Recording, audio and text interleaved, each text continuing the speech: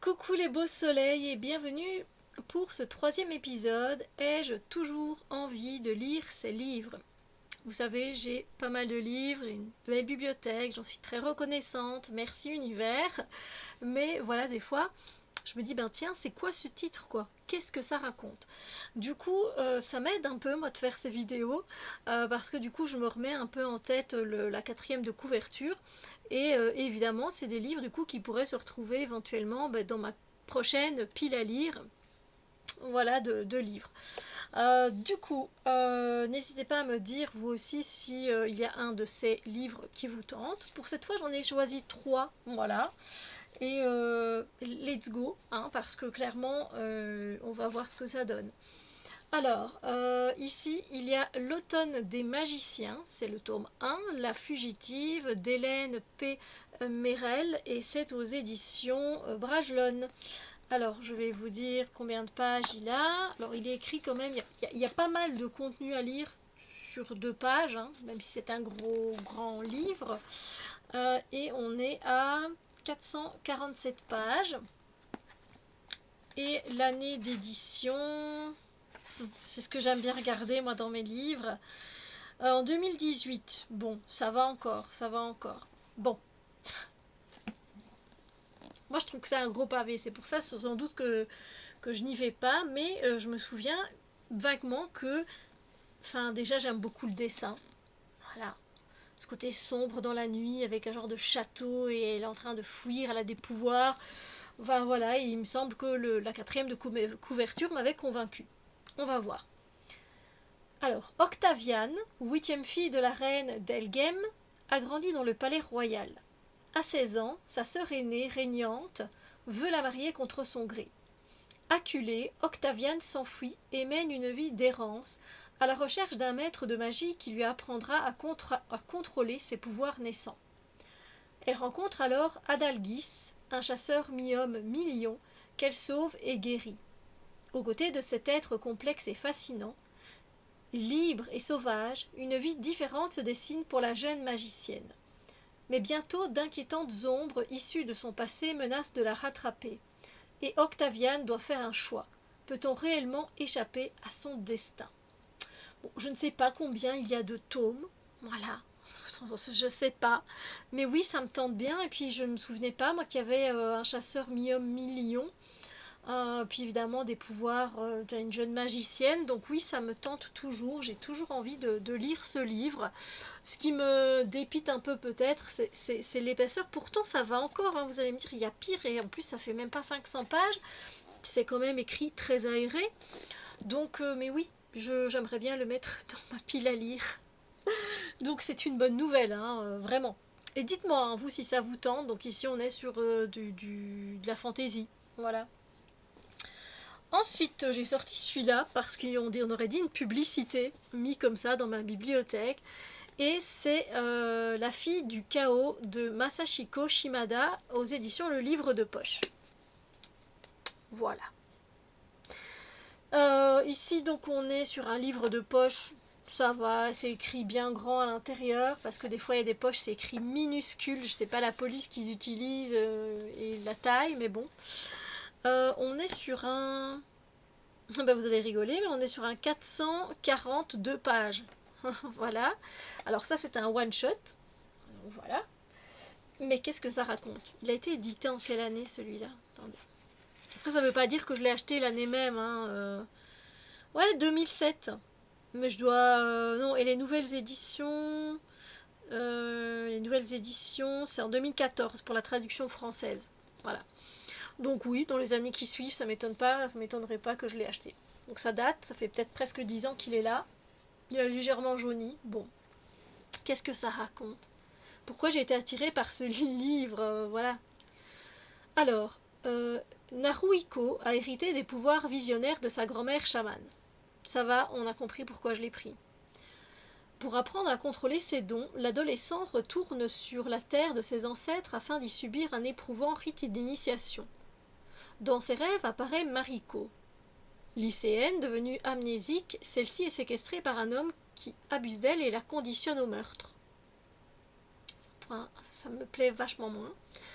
Une fois libérée, elle est vite happée par la violence des bas-fonds de Tokyo. La jeune fille rencontre Sanada, un professeur d'université qui va se servir d'elle comme machine de guerre contre une société aliénée et corrompue qu'il abhorre.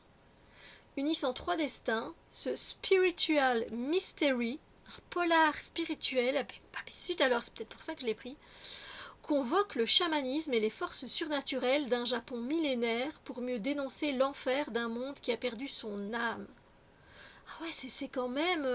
parce que là, ils disent que La fille du chaos mixe la violence d'un thriller urbain et les sortilèges des contes fantastiques ruraux. Ah ouais, ouais. Non mais quand même, là, je sais pas quoi en penser. Parce qu'au départ, voilà, je me suis dit génial, pouvoir visionnaire, grand-mère chamane. Ok. Après, Mariko, lycéenne, qui est devenue amnésique et qu'on contrôle. J'aime pas trop ça, violence, machin, machin. Et puis après, carrément, on se sert d'elle. Donc voilà quoi, c'est un peu chaud boulette en fait ce livre. Et mon corps, je l'ai rassemblé dans la cabane, je vais lancer ta tête et ton corps retrouvera son apparence. Mais tu ne seras plus le même qu'avant. Tu renaîtras sous la forme d'un chaman puissant. Est-ce que j'ai envie est-ce que j'ai toujours envie de le lire? Bah oui et non, en fait, hein, clairement. Oui, parce que ça a l'air intriguant et j'ai jamais lu de polar spirituel. Est-ce que vous en avez déjà lu un? Dites-moi. Je savais même pas que ça existait. Euh, donc voilà, pour le côté des pouvoirs de chaman et tout ça, oui, j'ai envie. Après, pour le reste, non, pas trop. Hein. Il y a trop de violence là-dedans. Beaucoup trop de violence. Du coup, je me connais, je sais que je suis capable de lire jusqu'à un certain stade, et si c'est trop violent, de l'abandonner. Voilà. Donc, oui et non. Hein. Donc, c'est pas non plus que j'ai envie de le jeter, j'ai envie de tester. Mais voilà, peut-être jusqu'à un certain point. Hein. Je suis pas maso. Voilà. Dites-moi, hein, dites-moi ce que vous en pensez. Et on continue avec un livre de poche qui est sorti quand même depuis un bon bout de temps. Et c'est Six of Crows de Leigh Bardugo. Et ici, c'est aux éditions Le Livre de Poche Jeunesse. Et c'est un peu de ce qu'on avait dit à l'époque, c'est un peu la suite de Grisha. Voilà. Alors Grisha, j'ai lu les 3 livres. J'ai pas adhéré par contre à la série Netflix. J'ai préféré les livres. Mais j'étais pas non plus fan que ça. Parce que j'étais dedans, qu'il y avait un certain mystère surnaturel qui était là, fantastique, qui m'a quand même plu. Mais voilà, du coup, j'ai lu les 3. Ici, c'est quand même un peu différent. Et malgré que ce soit un livre de poche, c'est écrit aéré mais petit. On dirait pas comme ça. Peut-être que vous vous dites, ben non, Steph, ça a l'air d'aller. Hein. Il y a l'air d'avoir pas mal de dialogues, ça c'est sympa. Voilà. Et on est pour un premier tome sur plus de 500 pages. Hein. Oui, oui, oui. 500. Oh, attendez, parce que voilà, ça a l'air remerciement. 560 pages. Donc là, c'est un beau bébé. C'est un beau bébé. Je pense qu'il y en a 3, si je ne dis pas de bêtises. Voilà. Je crois que c'est... Non, soit une duologie, soit une trilogie. Ah, j'hésite. Est-ce que ce serait une duologie? Bah, vous me le direz si vous savez. Bon, je l'avais pris parce que c'est Leigh Bardugo, et puis je me suis dit ça pourrait m'intéresser parce que l'univers change quand même des Grisha. Je vous lis. Les bas-fonds de Ketterdam s'organisent en gangs rivaux. L'homme le plus ambitieux et le plus jeune de la pègre est Kaz Breaker, aussi brillant que mystérieux, aussi charismatique que dangereux, et surtout connu pour être un voleur hors pair. Prêt à tout pour de l'argent, il accepte la mission du riche marchand Vanek, délivrer un savant du palais de glace réputé imprenable. Ce prisonnier est l'inventeur du Jurda Parem, une drogue multipliant sans limite les pouvoirs surnaturels de la caste des magiciens, les Grisha. Une drogue qui, tombée dans les mauvaises mains, risque d'engendrer un chaos irréversible. Ben, est-ce que j'ai toujours envie de le lire? Oui et non.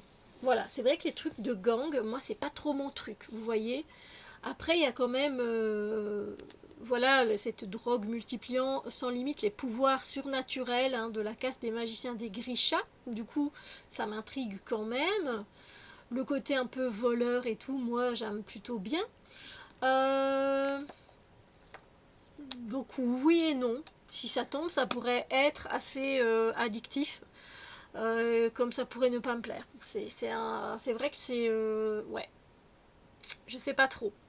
Donc là, j'avoue que ça, il rejoint un peu la fille du chaos, j'hésite. Voilà. Mais je sais, me connaissant, je sais que je vais lire, et si ça tombe, enfin, je vais être dedans. Si ça tombe, je vais pas aimer. Si ça tombe, je vais continuer. Si ça tombe, je vais abandonner. Je sais pas. Donc comme je sais pas ce que ça me réserve, ben oui, je les mettrai dans ma pile à lire, même s'il y a des parties que j'ai pas spécialement envie de lire. Donc celui que j'ai envie de plus lire, c'est évidemment L'Automne des magiciens, le tome 1. Et vous, dites-moi lequel vous tente le plus, et puis le deuxième, faites un petit top 3 là, vous voyez. Voilà, et n'hésitez pas aussi à faire, si vous avez comme moi pas mal de livres, c'est toujours sympa de revenir sur certains de nos livres parce que ben, du coup on se dit ben tiens, c'est vrai que ça raconte ça en fait.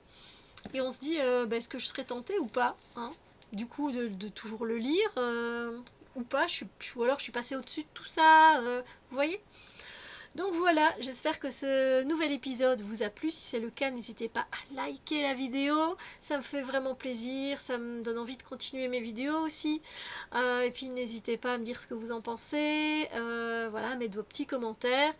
Et sur ce, on se retrouve pour un prochain épisode et une prochaine vidéo. Bisous lumineux!